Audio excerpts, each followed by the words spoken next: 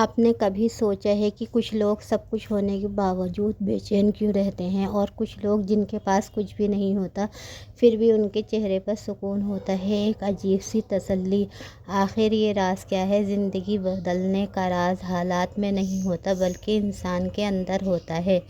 آج کی اس بات چیت میں آپ کو وہ راز بتانے والی ہوں جو آپ کو ہر حال میں خوش رہنا سکھا دیں گے۔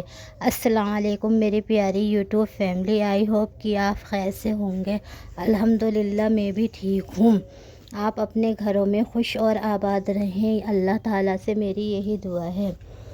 زندگی کبھی بھی پرفیکٹ نہیں ہوتی۔ اگر آپ یہ سوچ رہے ہیں کہ جب سب ٹھیک ہو جائے گا تب میں خوش رہوں گی تو یقین مانیے یہ تب کبھی نہیں آئے گا، کیونکہ زندگی کا دستور ہی یہ ہے کہ امتحان ختم ہی نہیں ہوتے۔ ایک مشکل جاتی ہے تو دوسری دستک دے دیتی ہے، تو پھر خوشی کیسے ملے؟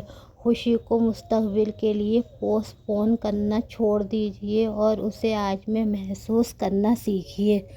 ایک بہت گہری بات سن لیجیے، خوشی کوئی چیز نہیں ہے جو آپ کو دنیا سے ملتی ہے۔ خوشی ایک فیصلہ ہے، جی ہاں ایک فیصلہ۔ آپ ہر روز ڈیسائیڈ کرتے ہیں کہ آپ ٹوٹ کر بکھر جائیں گے یا مسکرا کر صبر کر لیں گے۔ اور یاد رکھیے، جب آپ اپنی خوشی کا کنٹرول دوسروں کے ہاتھوں میں دے دیتے ہیں تو پھر آپ کبھی خوش نہیں رہ سکتے۔ ایک شخص تھا، اس کی زندگی میں سب کچھ ٹوٹ گیا، گھر، پیسہ، رشتے، سب کچھ، مگر عجیب بات یہ کہ اس کے چہرے پر پھر بھی مسکراہٹ ہوتی تھی۔ کسی نے اس سے پوچھا، تم اتنی تکلیف کے باوجود کیسے مسکرا لیتے ہو؟ اس نے بہت خاموشی سے کہا، اس لیے کیونکہ میں نے سیکھ لیا ہے جو چلا گیا اس کا غم کم کرنا اور جو باقی ہے اس کا شکر ادا کرنا۔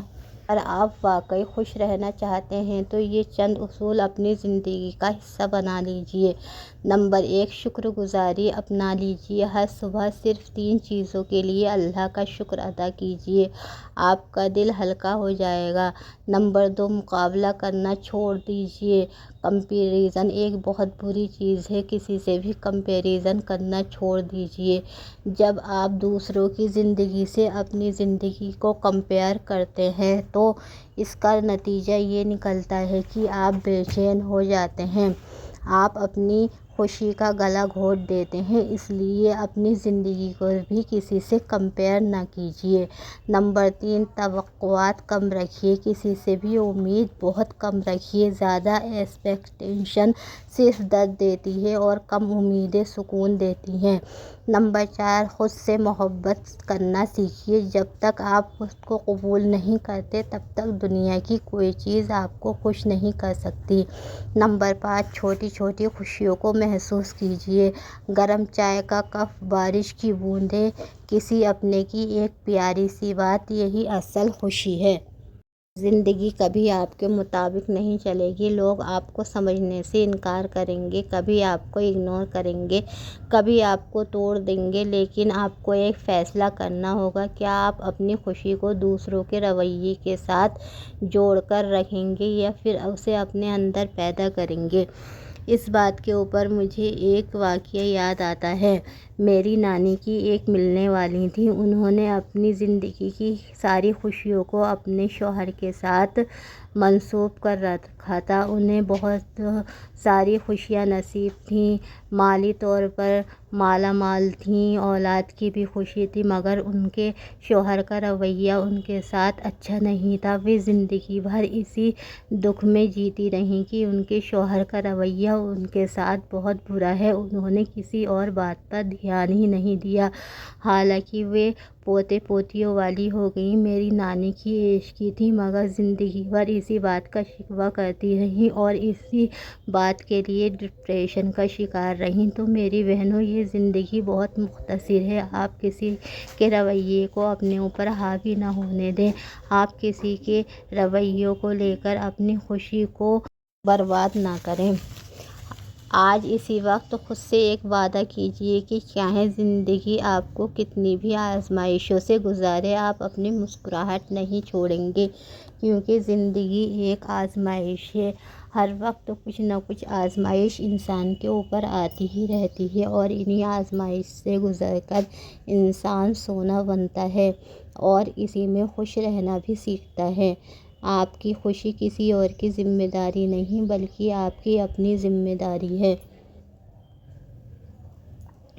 خوش رہنا ایک ہنر ہے، ایک عادت ہے، اور ہر عادت کی طرح اسے بھی سیکھا جا سکتا ہے۔ آپ ٹوٹ کر بھی مسکرا سکتے ہیں، آپ ہار کر بھی جیت کا احساس رکھ سکتے ہیں۔ بس ایک فیصلہ چاہیے کہ آپ ہر حال میں خوش رہیں گی اور زندگی کو خوش خرم گزاریں گی، کیونکہ زندگی اسی کا نام ہے۔ ہر حال میں خوش رہنا سیکھیے کہ انسان کے اوپر ہر وقت کوئی نہ کوئی مشکل پریشانی آتی رہتی ہیں، لیکن جو انہی مشکلوں کو جوجھتے ہوئے زندگی جینا سیکھ لیتا ہے وہی زندگی کو پا لیتا ہے۔ زندگی ایک سفر کی طرح ہے، جیسے سفر میں بہت سی مشکلیں آتی ہیں مگر انسان انہی مشکلوں کے ساتھ سفر کرتا رہتا ہے اور اپنی منزل کو پہنچ جاتا ہے۔ ایسی ہی ہماری زندگی ہے، ہم اپنی زندگی کو ایک سفر کی طرح گزاریں کہ یہ ایک لمبا سفر ہے اور ہمیں